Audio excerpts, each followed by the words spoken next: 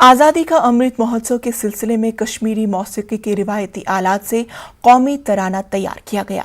Gulzar Ahmed Ganai and group की ये खास पेशकश काफी दिलकश है। आप भी लुत्फ लीजिए इस खास पेशकश का।